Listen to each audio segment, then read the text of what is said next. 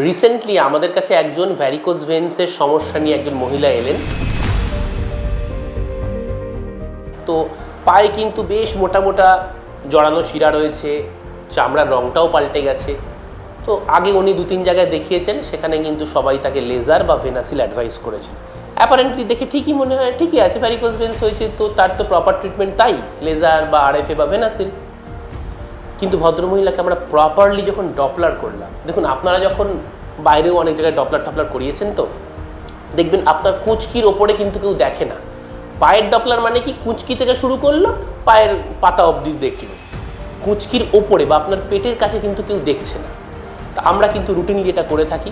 দরকার হলে পেশেন্টকে দাঁড়িয়ে বা কাশিয়ে বিভিন্নভাবে দেখতে হয়।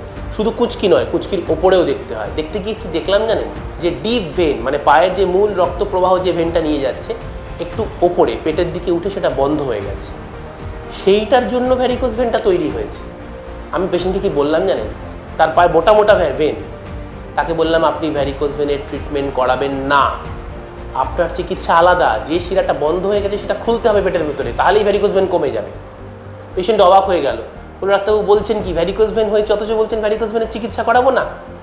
এক্স্যাক্টলি, আপনারাও চমকাচ্ছেন, কিন্তু কারণটাও কি, ভ্যারিকোজ ভেনটা কেন হয়েছে সেই কারণটা আমাদের জানতে হবে। ওই শুধু হুড়োহুড়ি করে ভ্যারিকোজ ভেনের চিকিৎসা খুব ভুল সিদ্ধান্ত। এই ব্যাপারে ডিটেলস জানতে আমাদের সাবসিকুয়েন্ট ভিডিওসগুলো দেখতে থাকুন।